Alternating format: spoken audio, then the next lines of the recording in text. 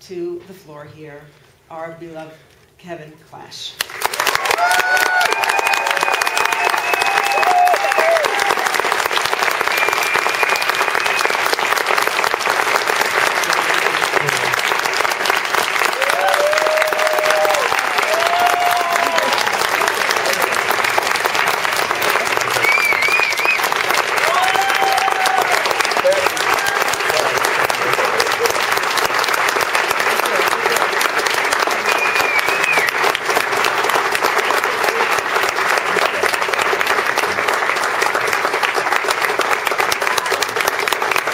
Sorry for getting emotional. I just, that's a lot of years for me. Thank you all for being here.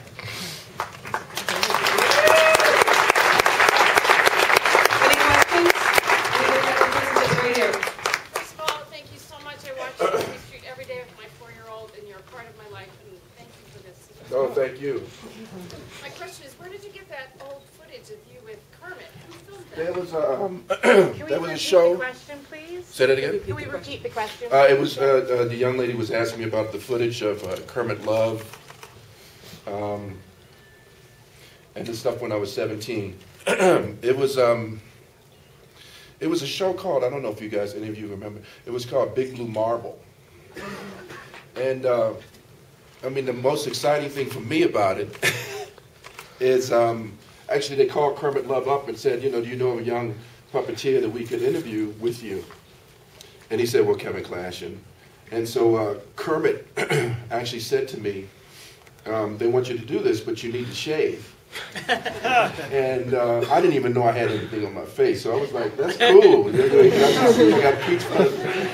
So I actually had to shave for the... but they came down. They were a wonderful film crew. They came down for like 2 days in Baltimore. And they shot me and my parents and stuff all around the Baltimore area, different shows that I'd done. We set up shows for them to shoot. And then they actually got me on the train and took me up and met with Kermit and did a whole piece up there. It was wonderful. And I know that you guys are happy that you found it. So it was wonderful. It was a wonderful, wonderful crew. And I wish I could find them and thank them, because you got a really nice copy of it, actually, too. The last copy. The last copy, so, yeah. Yes. Yeah. I just think there's so much joy. I want to hear what happened to your parents and that house where they went. I bet this is brought No, the place that they were interviewed, they just this young lady just asked, where's my parents living now? We actually have them living close to my oldest sister because they're up in age, and so they're not in that house anymore down in Turner's, but they're doing well and just as crazy as ever. brought so much joy to your family, just having come from the situation when you were young. This just brought so much joy and happiness. Yeah. I mean, every household has their challenges, and ours were, we didn't have a whole lot of money, but what we had was support and respect of each other. And my mom, you can see my mom didn't let my father get out anything edgewise. But my mom is so proud. She's a militant little lady, and my dad is just this wonderful, doting, sweet man who is a wonderful illustrator and does his own thing, and so they're very, very proud. Yeah. Right. Did you ever give him a coat back? Do I ever get Did one? you ever buy your dad a coat? Did I ever buy a coat? I think I've done very well with my dad. It wasn't a matter that he wanted a coat. He loves to go fishing. And matter of fact, when I did Elmo and Grouchland, I brought the whole family down and put them in a bed and breakfast. And the line producer of the movie had this wonderful boat, and so I got to go out on the boat and go fishing with my dad. So it was cool. So that was about 2,000 coats right there. Get right here. Thanks for bringing so much joy to kids and adults alike. Oh, thank you. When you're Kevin and Elmo at the same time, is that kind of a split consciousness, and is there kind of a spiritual element to that? When I'm Kevin and Elmo at the same time? Kind of. There were a couple points when maybe you're, like when we were showing the girl around, and one of you said thank you, or and Elmo responded, "You're welcome." Sometimes that happens, yeah. Sometimes I respond. It was funny. I did Wait, Don't Tell Me. I did that wonderful on NPR, And you know, you get I was in my pajamas at my apartment, you know, you can do it on the phone, you know, just do. And matter of fact, Elmo made me lose 1 out of the 3. I got 2 right, and Elmo got 1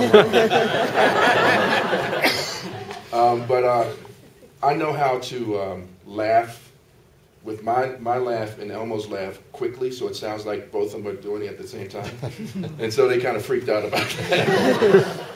So sometimes, I mean, it's you know, I mean, working with people like Ricky Gervais and, you know, and all these wonderful comedians and stuff. I mean, you can hear me laughing sometimes through Elmo because I can't help it. It's, you know. So I mean, it's a wonderful thing to be able to, you know. I mean, I never knew that this would ever happen to me, and it just keeps going and going and going, and it's been wonderful. Yeah, wait back in the back. Yes, he is. He will be making an appearance very soon. Yes. Yeah, you know what? I started at 10 years old. And when Leslie called me up about this little kid in Atlanta, I mean, it was like this mirror image that happened. And so we had to see him. And you know, wow. His mom? Woo! It's emotional for me because she's so much like my mom. She is, I mean, when I saw him today, I was like, oh, because she's so supportive of this child. She's, you know, when we said come up, you know, right now, you know, come up, and he said, oh yes. And when we said we were going to be here, she said, oh yes, bring, you know, like my mom got on the phone, called PBS, you know, PBS station in Baltimore. She didn't know what she was doing. She called. She knew that I wanted to meet Kermit. She asked him, could she get in touch with this lady, this young lady. I mean, she's just phenomenal. She's just like my mom. And, you know, I got to bring Tal up. Come on up, Tal.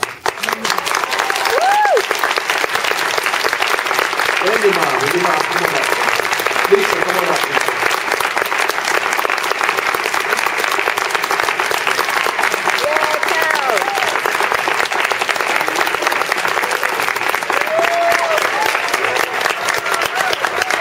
This is the next puppeteer.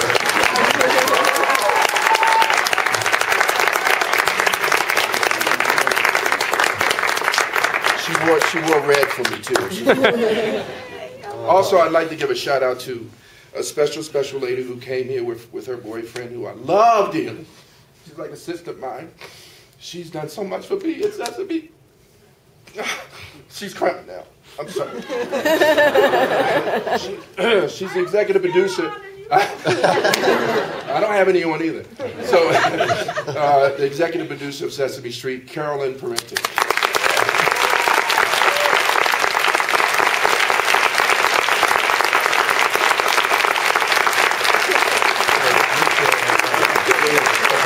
Any other questions? Yes. Were you thinking of someone specific when you were playing around with the voices for Elmo? Like, was there someone in your mind you were thinking of? No, you know what? It's weird. Richard Hunt was so damn funny because he would say, you know, I'm going to do number 67 voice. I'm going to do another, you know, number 150 voice. We only had 5 voices that we play around with. And we change them in different ways. And and so Elmo's voice was just, you know, one of those voices, you know, that just worked. I did it, you know, the first time I did it was in that room where Richard asked me to do it. And I did, and he said, okay, come on. And I went into Lisa Simon, who was the producer at the time, and he said, listen, I don't like performing this character. Norman Stiles, who was the head writer at that time, said, you know, what is he doing? He's destroying this character. And Richard said, Kevin came up with a voice, and I did it for her. She said, I don't care. If you don't want to do it, he can do it. And so that's how I actually got the character. And like I said in the film, you know, I mean, he's a big brother to me. So if he couldn't do anything, what was I going to do? Well, thank the Lord I came up with something. Yeah, way in the back. Do you ever dream in Elmo voices? I was asked that today, you know, and no, you know, I really don't, fortunately. Because I think it would probably be up, you know, on screen at some insane asylum talking to you right now. But no, I normally don't. I normally, Carolyn doesn't know this, but when I dream, it's normally, you know, dreaming about how to, when, you know, I'm directing now, so how to get the show done fast enough and quick enough and still be able to get a song in or something like that. So those are the things that I normally dream about that turn into nightmares sometimes. Any other questions? Yeah, right here. I know that there's a Facebook campaign for Cookie Monster to be hosting Saturday Night Live. It happened. Well, would you be interested in doing something like that, or Sure. having the entire? Repeat the question. Well, yeah, I'll repeat the question. Yeah, this young lady asked about, you know, the Cookie Monster just did a campaign on YouTube to be on Saturday Night Live, and actually you got to be on with Jeff Bridges. Jeff Bridges, actually, they sang that song together. And would, you know, the other Muppeteers or the Sesame Street characters go on? We would love to. We would definitely love to. The classic Muppets have been on, you know, Kermit and Fozzie and Gonzo and stuff like that. So we would love to do that. We almost got to be on David Letterman doing the 10, you know, top 10. But we got pushed because they didn't have time. But we were looking forward to that. But it didn't happen. Yeah, young man right here. Yeah. By the right now, how many puppets have you made? Wow. You know, I haven't gotten to make that many puppets recently, you know, in a long time because of being so involved with performing them that I do miss it. You know, I think I'm going to go and hang out with Mr. Tao and make some puppets very soon. But I do miss it, so I haven't really done it that much. That's why I congregate. I kind of sneak into the shop a lot to hang out with them and see what's going on, just to feel it. No, so I do miss it. I used to build puppets and stay up until 1, 2 o'clock in the morning. I know Tal is, you know. 3 o'clock in the Till morning. 3 o'clock in the morning. I wake up to go to the bathroom and I have to get in there and yell at him, turn my lights off. At least he took some time out to use the bathroom. Okay, right there. It's such a joy watching your creative process in this Sure. film, so thank you all for that gift. And one of the things that's so impressive watching it is just all of the skills it takes. That you're a visual artist, you're a sculptor, you're a comedian, you're a dancer. And a question about what happens on the set. I was really curious how much of what happens on Sesame is scripted and how much of it is improv. A lot of it's scripted. We have phenomenal writers. Matter of fact, I wanted to give a shout out to a gem of ours who just passed away, Tony Geis, who was in his 80s, I think, and he actually wrote Elmo's song, and it turned into Elmo's World. He was wonderful. You'd see Tony, and that smile would come over his face, and you'd see him turn into a 5-year-old. He was amazing. He started like 25 years ago on the show, writing the show and writing the songs on the show, and he's going to be sorely missed. We loved him dearly, and he was definitely a part of the legacy and the success of Sesame Street over so many years.